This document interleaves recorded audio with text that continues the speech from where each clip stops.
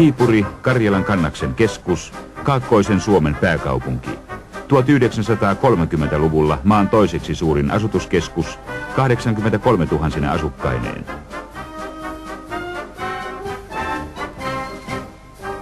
Viipuri, Suomen ainoa hansakaupunki. Kaupunki, jossa kotikielenä puhuttiin suomea, ruotsia, venäjää ja saksaa sekä niiden sekoitusta rootvelssiä.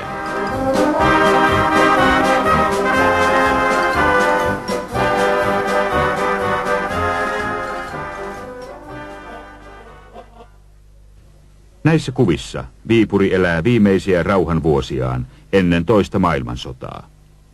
On 1930-luku ja vielä toistaiseksi kaikki hyvin.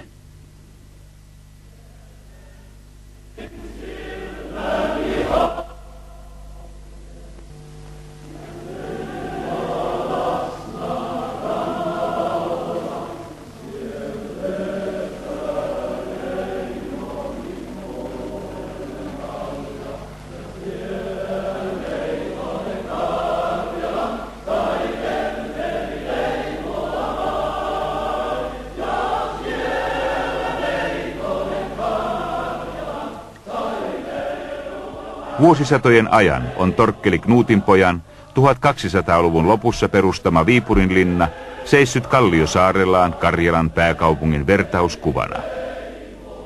Maamme itsenäistymisen jälkeen linna oli myös Suomen puolustuksen symboli, Karjalan lukko. Linnassa sijaitsi vanhan ajan maavoimiemme johtoesikunta, armeijakunnan esikunta. Viipurissa oli myös rauhan ajan suurin varuskunta.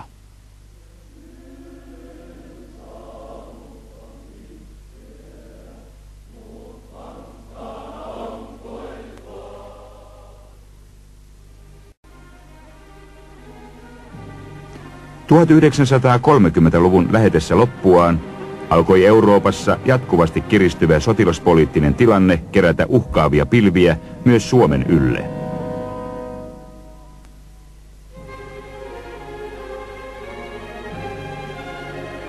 Maan puolustusvalmiutta oli lisättävä. Elokuussa 1939 järjestettiin Kannaksella kaikkien aikojen suurimmat sotaharjoituksemme.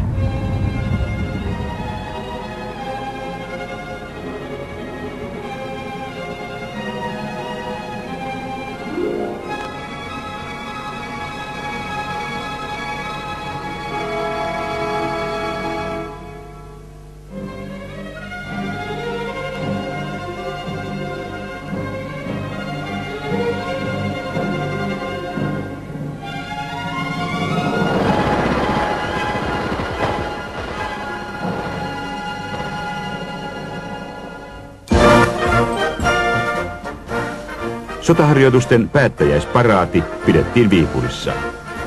Katselmuksen suoritti sotamarskalkka Mannerheim, jonka jälkeen ministeri A.K. Kajander otti ohimarssin vastaan puolustusministeri Juho Niukkasen kanssa.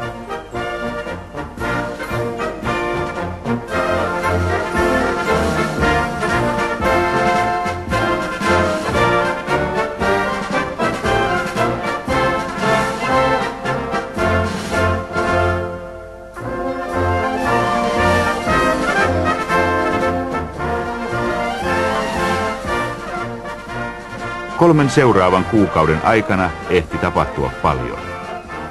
Lokakuussa koottiin Suomen armeija Kannakselle ylimääräisiin harjoituksiin. Ja marraskuun viimeisenä päivänä 1939 aloitti Neuvostoliitto sotatoimet Suomea vastaan. Oli Viipurin pamauksen 444. vuosipäivä ja kaupunki jälleen kerran historiansa aikana joutunut sodan jalkoihin.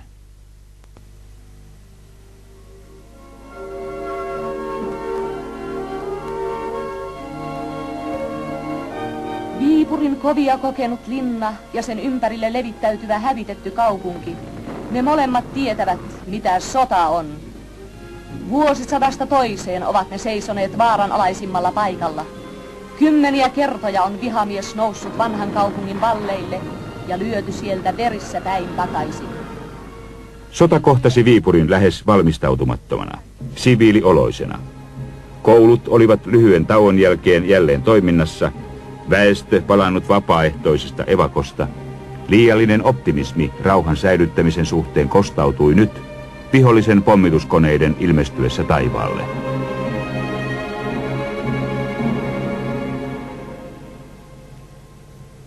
Varsinainen taistelu Viipurin omistamisesta alkoi helmikuun lopulla 1940, joukkojemme irtautuessa Summan tasalta. Siviiliväestö kaupungista oli silloin jo jokseenkin kokonaan evakuoitu. Ilmapommitusten lisäksi kaupungin rauhaa häiritsi jouluaatosta alkaen venäläisten kauaskantoinen tykki, aavetykiksi ja pitkäksi ryssäksi kutsuttu. Mutta ei hätää vielä. Vielä liehuu uljas lippumme Viipurin linnan jykevässä tornissa. Ja vielä kohoavat ilmoille meidänkin teräskotkamme maksaakseen viholliselle sen antamat kohlut ja iskut. Hymyssä suin lähtevät urheat lentäjämme uhkarohkeille retkilleen, tuntien miten ikikunnia on soma ostaa. Kukin mies, joka kaatuu näin, jumalissa hän palkkansa nostaa. Hän on seisova seppelpäin. Taistelut Summan lohkolla saivat maan tärisemään myös Viipurissa.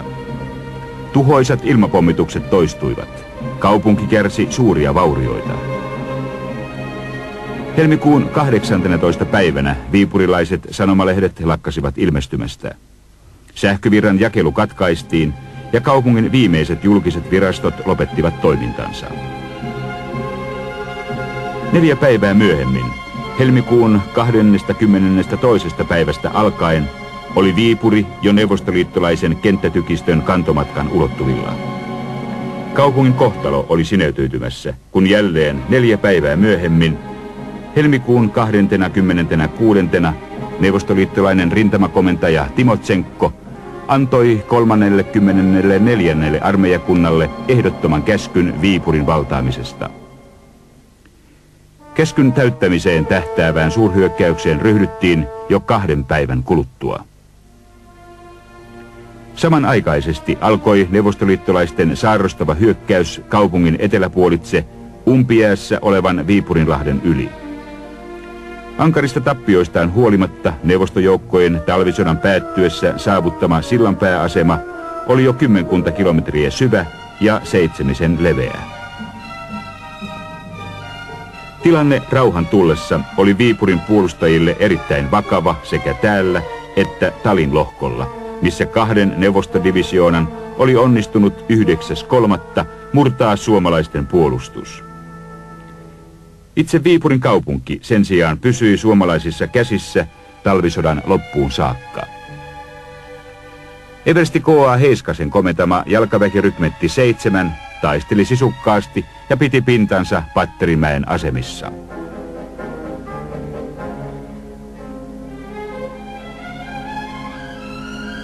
Aseet rintamilla vaikenivat maaliskuun 13. päivänä 1940 kello 11. Edellisenä yönä Moskovassa allekirjoitettu rauhansopimus oli astunut voimaan.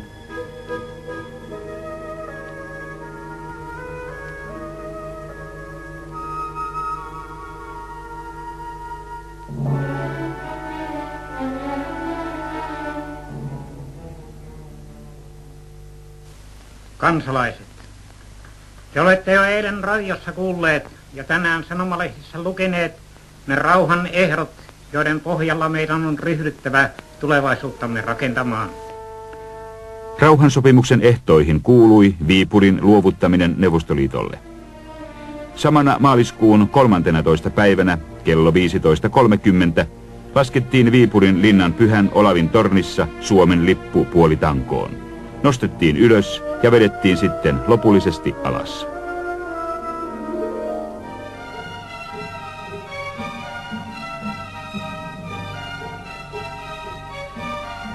Seuraavana päivänä suomalaiset joukot poistuivat Viipurista ja kaupungin ympäristöstä. Viimeiseksi näyksi jäivät valtavat savupilvet tulipalosta, joka parhaillaan tuhosi kauppahallia ja sen lähikortteleita. Suomalaisten kannoilla saapuivat autioon aavekaupunkiin sen uudet omistajat, neuvostoliittolaiset joukot. Maaliskuun 14. päivänä suomalaiset jättivät palavan Viipurin ja lähtivät marssille uuden rajan taakse, venäläisten seuratessa heitä pommitettuun kaupunkiin.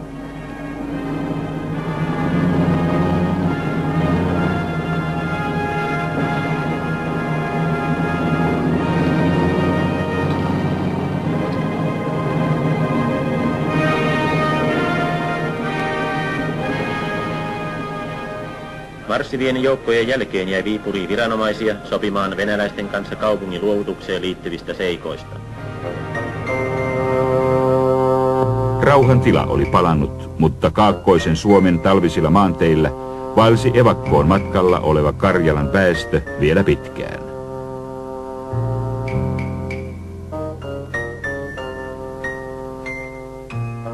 Jälleen rakennus- ja evakkoväen asuttaminen alkoivat maa-alueeltaan lähes 10 pienentyneessä, mutta itsenäisyytensä säilyttäneessä Suomessa. Muualla Euroopassa jatkoi suursota vääjäämätöntä kulkuaan. Suomikin joutui kesällä 1941 jälleen mukaan, kun Suur-Saksan johtaja Adolf Hitler kesäkuun 22. päivänä aloitti yllätyshyökkäyksen Neuvostoliittoon.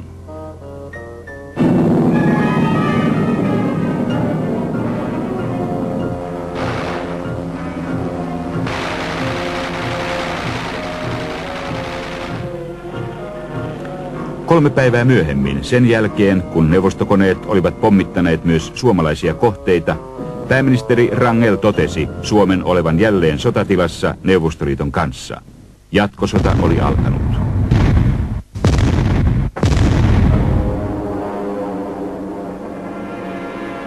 Toisin kuin talvisodassa, jatkosodan ensimmäisillä vaiheilla oli selvästi hyökkäyksellinen luonne. Talvisodassa menetetyt alueet oli nyt saatava takaisin, mahdollisesti vielä korkojen kanssa. Odottavat katseet kohdistuivat tietenkin myös Viipuriin.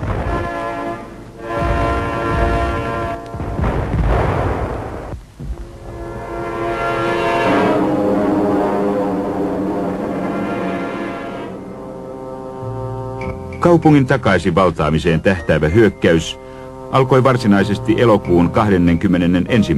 päivän iltana. Kenraaliluutnantti Össin komentaman 4. armeijakuntaan kuulunut 8. divisioona ylitti 24.8. Viipurinlahden Lihaniemen kohdalta onnistuen luomaan pitävän sillanpääaseman Sommeen tienoille Viipurinlahden itärannalle.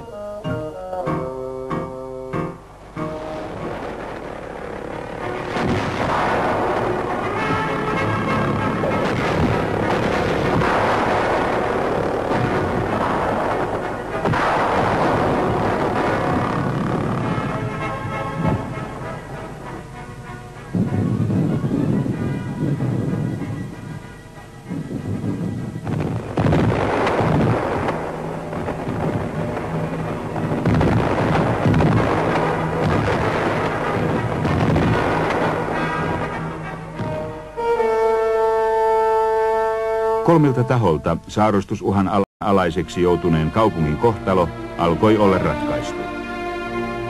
Neuvostoliittolaiset joukot ryhtyivät irtautumaan asemistaan ja Viipuriin 29.8. pohjoisesta tullut luutnantti Sävel K. Rantasen johtama partio saattoi todeta kaupungin pääpiirteissään tyhjäksi.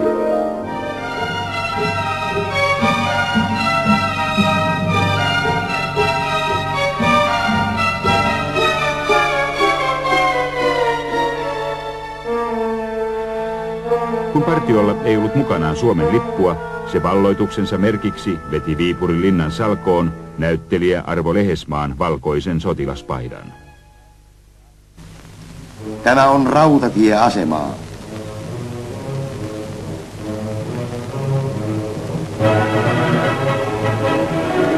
Tässä on Viipurin kaupungin teatteri, jonka nurkissa liekit vieläkin tekevät tuhojaan. Venäläisten hävitysraivo ei ole säästänyt edes sellaista kulttuurilaitosta, jonka perinteet ovat Suomen teatterihistorian kunniakkaimpia. Hävitetty raatihuone. Äskeinen välähdys rautatieasemalta oli harhaan johtava, sillä kun nyt työkomppanian kerran sivuutamme tienoon uudelleen, saamme nähdä järkyttävän hävityksen. Eeliel Saarisen uljas luomus on räjäytetty raunioiksi ja maan tasalle.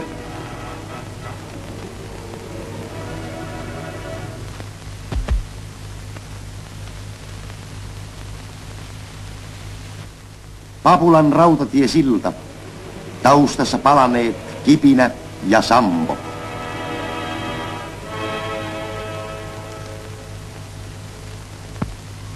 Siinä on Viipurin uljas mahtava linna, Karjalan ja koko Suomen vapauden symboli. Nyt kiertelevät sitä omat lentokoneemme, ja nyt liehuu siellä jälleen kiireessä hankittu Suomen lippu. Torkkeli Knuutin poika silmäilee jäyhänä linnaansa. Vuosisataisen aarteitten Tyyssian museon on tuli tuhonnut. Kaikkien iloksi on pyöreä torni paikallaan. Pietari Suuren patsas on taidemuseosta siirretty itsenäisyyden leijonan paikalle Tervaniemellä. Kreikkalaiskatolista kirkkoa on käytetty teatterin näyttämövarusteiden varastona. Oleellisesti viipurilaiseen kaupunkikuvaan kuuluva vanha kellotorni on pystyssä.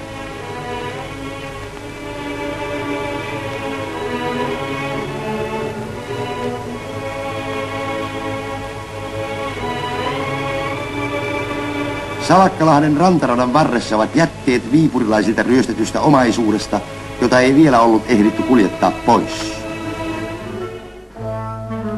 Viipuri oli jälleen suomalaisten käsissä, mutta outoja miinan räjähdyksiä alkoi nyt sattua eri puolilla kaupunkia.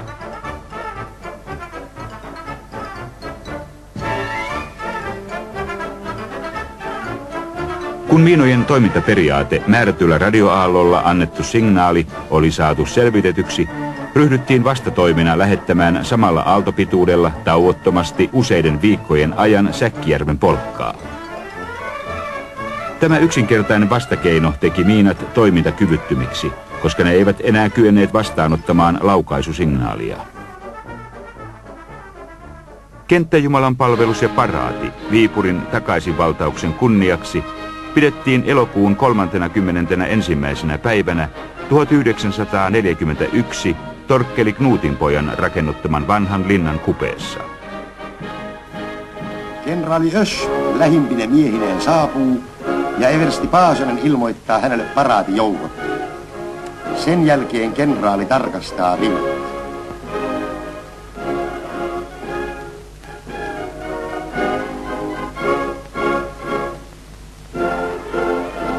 Linnan torniin nostetaan talvisodan aikainen tahraton sotalippu, jota tykin laukaukset tervehtivät.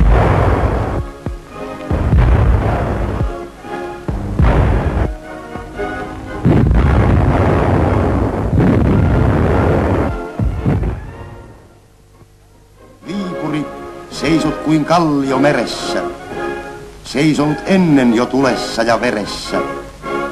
Kertoa voivat sun muurisi harmaa, isänmaan kohtalot, kolkot ja armaa. Viipuri, et sinä sortua saa, jos sinä seisot, seisovi maa. Viipuri kiinnosti suuresti.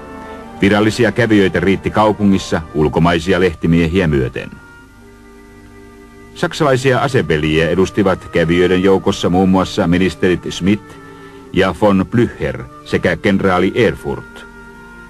Vallattuun Viipuriin tutustui henkilökohtaisesti myös perintöprinssi Kustaa Adolf, Ruotsin kuningashuoneen edustajana. Pohjoismaista ministeri Öller sekä Pohjoismaiden piispat.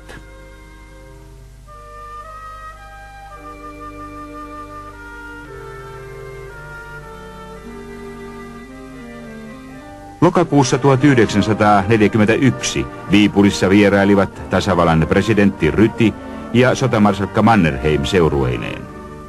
Viipurissa heidän oppaanaan oli kaupunginjohtaja majuri Arno Tuurna.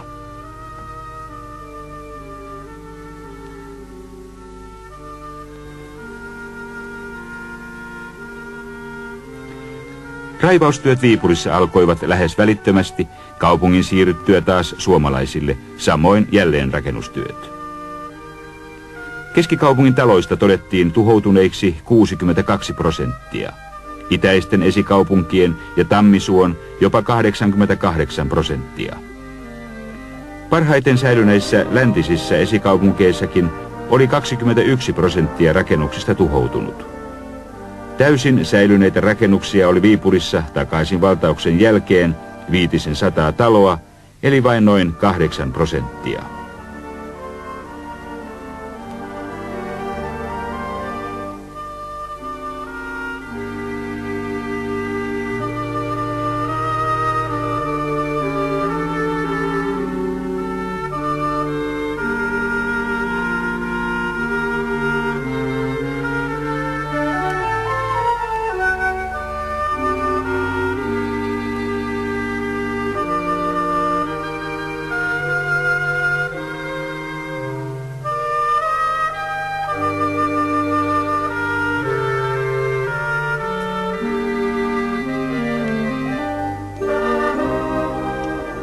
Liikenneyhteyksien kannalta ensiarvoisen tärkeät raivaus- ja jälleenrakennustyöt edistyivät ripeästi. Ensimmäinen matkustajajuna saapui Viipuriin syyskuun 27. päivänä 1941, 4 viikkoa kaupungin takaisin valtauksen jälkeen. Itse asemarakennus oli raunioina, joiden raivaamisessa riitti töitä vielä pitkäksi aikaa eteenpäin.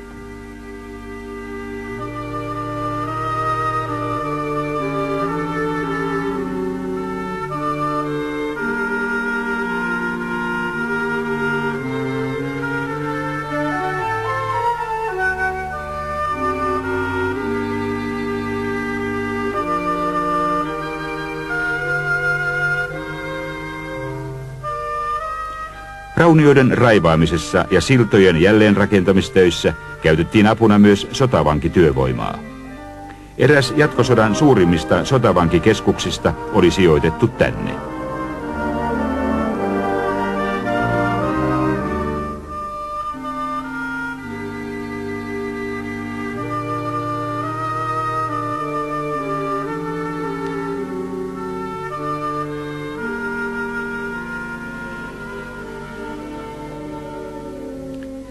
Elämä kaupungissa alkoi jälleen elpyä, mutta sota jatkui ja vaati yhä uusia uhreja. Lokakuun 26. päivänä 1941 järjestettiin Tuomiokirkon raunioiden äärellä ensimmäiset sankarihautajaiset Viipurin takaisin valtauksen jälkeen.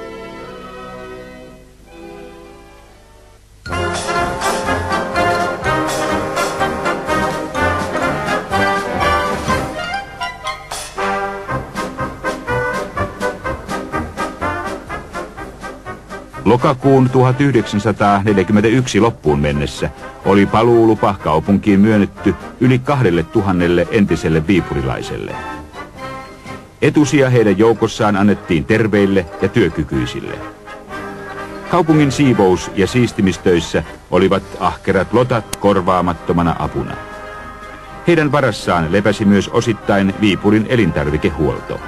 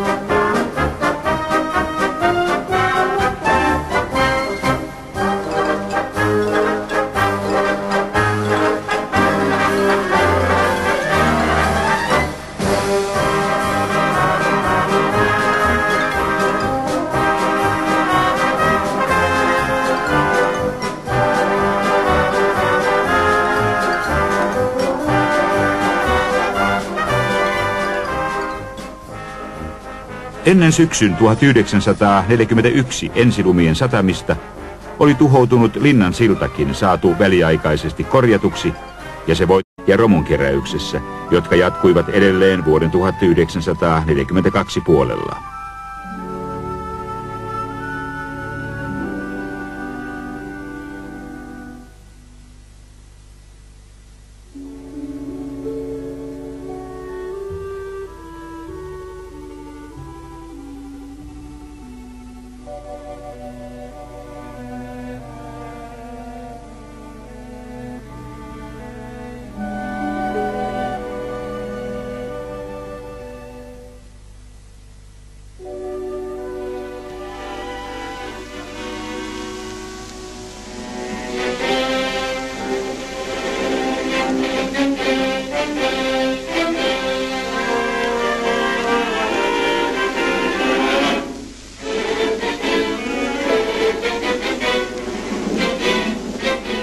Suomalaisen sotilaan ampumatarkkuus on yhtä tunnettu tosiasia kuin hänen tunnustettu sitkeytensä, neuvokkuutensa ja urheutensa.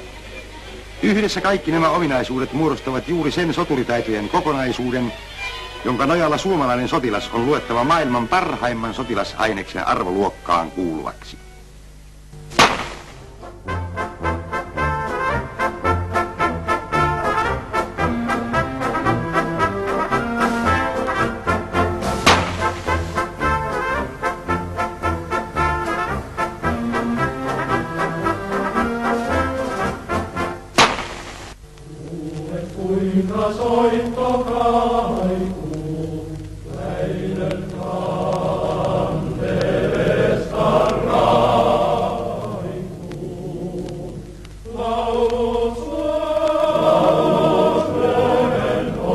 Kaatuneiden päivänä toukokuun 17. 1942 kokoonnuttiin sankarivainajien muistojuhlaan Tuomiokirkon raunioiden katveeseen.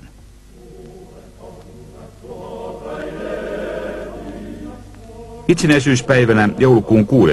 1941 oli Viipuri muun kannaksen tavoin julistettu palautetuksi muun valtakunnan yhteyteen.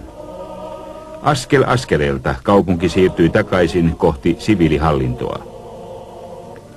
Vuoden 1942 alussa oli kaupungissa asukkaita jo 9700 henkeä, minkä lisäksi tulivat tietenkin vielä sotilaat, lotat, sotavangit ja koti- sekä ulkomaiset viralliset vierailijat. Kesällä 1942 olivat sotilashallinnon alaisia Viipurissa enää poliisilaitos, väestönsiirto, väestönsuojelu, palolaitos ja kuljetus. Kesäkuun loppuun 1942 tullessa oli väestö kasvanut jo 25 000 henkeen, eli oli lähes kolmannes normaaliajan Viipurista. Viipurin valtauksen yksivuotispäivänä elokuun 31. 1942 järjestettiin vuosipäivän kunniaksi katselmus ja paraati. Ohimarssin otti vastaan kenraaliluutnantti K.L. Ös, vuoden takaisten länsikannaksen tuloksekkaiden operaatioiden johtaja.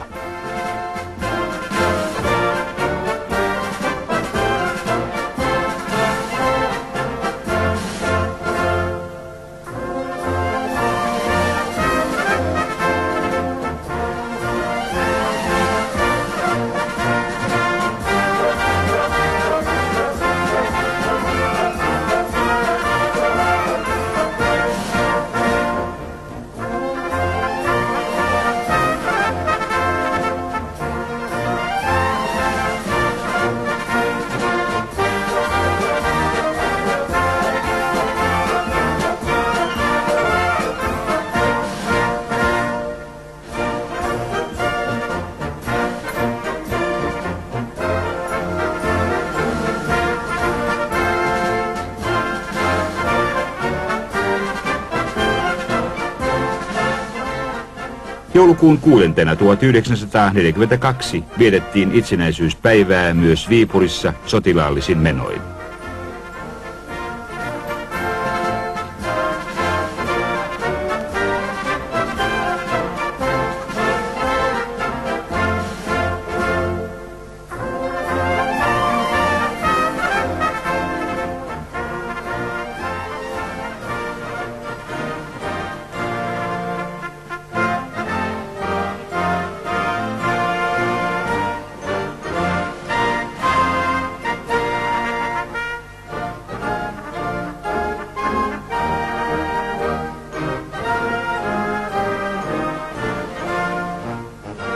Rautatieaseman massiivisten raunioiden raivaamisessa riitti työtä yhä edelleen vuoteen 1943 siirryttyäkin.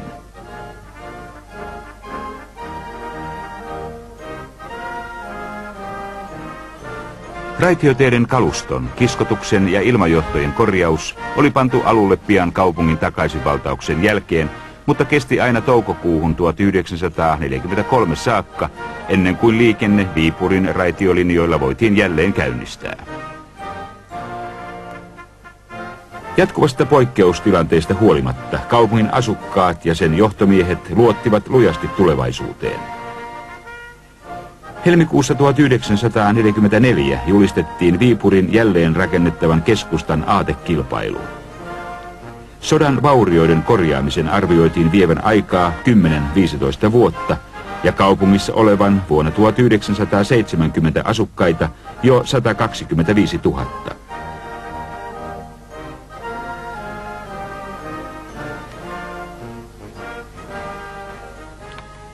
Ennen kuin sodan vankkurit kesällä 1944 jälleen vyöryivät kaupungin ylitse, oli sotilasvirkailija, kirjailija Unto Seppäselläkin aikaa istua TK-piirtäjä Aarne Nopsasen mallina.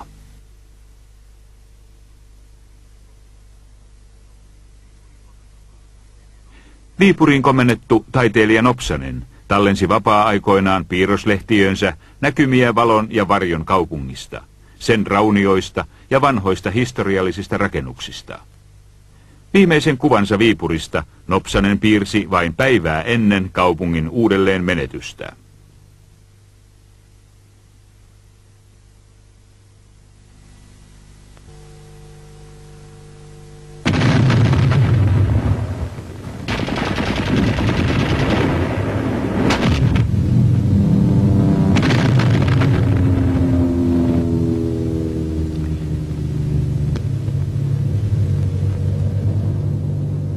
Pitkään jatkunut asemasotavaihe päättyi Kannaksella kesäkuun 9. päivän aamuna neuvostojoukkojen aloittaessa suurhyökkäyksensä.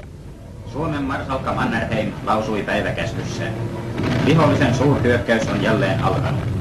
Karjalan kannas, kansamme vuosisataisten taistelujen perikenttä, on jälleen vihollisen raivoisan rynnistyksen ensisijaisena hyökkäyskohteena.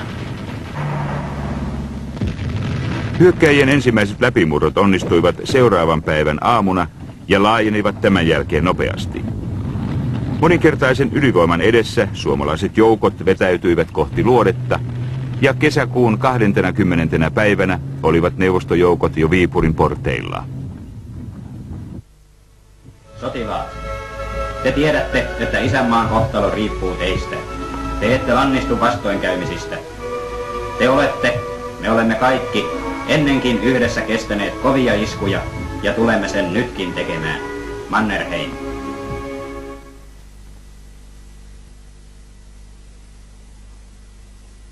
Kesäkuun 20. päivänä, 2 päivää aikaisemmin, Neuvostoliiton marsalkaksi ylennetty Kannaksen joukkojen komentaja Leonid Govorov antoi alaisilleen käskyn. Viipuri on vallattava tänään. Hyökkäys kaupunkiin alkoi kello 12 ja johti tulokseen muutamassa tunnissa. Kello 16.45 kaupungin puolustajat laskivat taasen Viipurin linnan lipun ja räjäyttivät jälleen rakennetun linnan sillan. Kaupunki oli jälleen menetetty.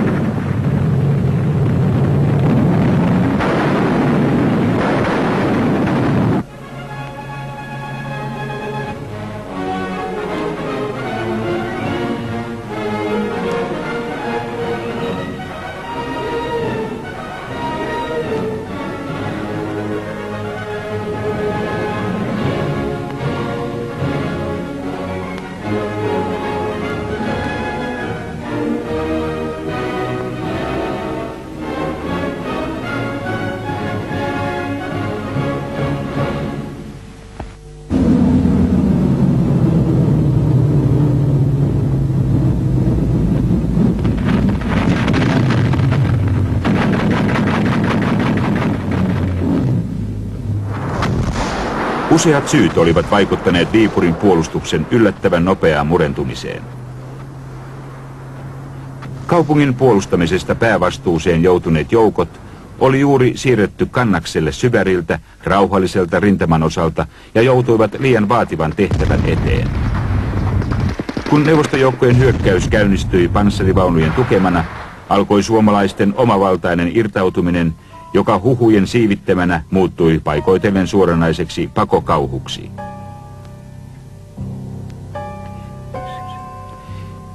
Iltaan mennessä Viipurin puolustajat olivat vetäytyneet runsaat 3 kilometriä kaupungin keskustasta länteen Kivisillan salmen länsirannalle, minne puolustus vihdoin vakiintui.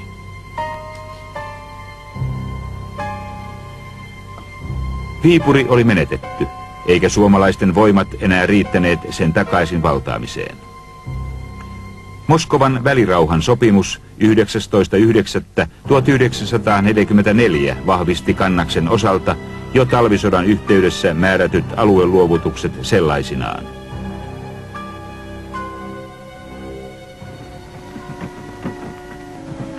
Kovia kokenut Karjalan kansa joutui jälleen evakkotielle.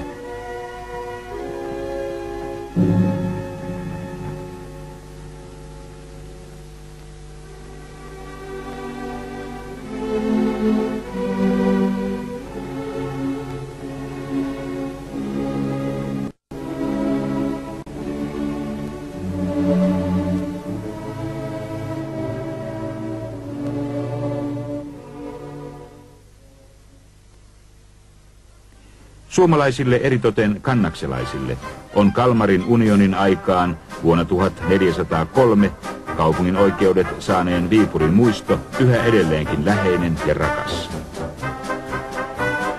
Vaikka Viipuri ei enää yli 4 vuosikymmeneen ole kuulunut maamme valtioalueeseen, elää tuo vanha suomalainen kaupunki yhä edelleenkin mielissämme, ja Etelä-Karjalan maakuntamuseon Viipuri-museon jatkuvasti täydentyvässä pienoismallissa Lappeenrannassa 5 peninkulman päässä alkuperäisestä kaupungista.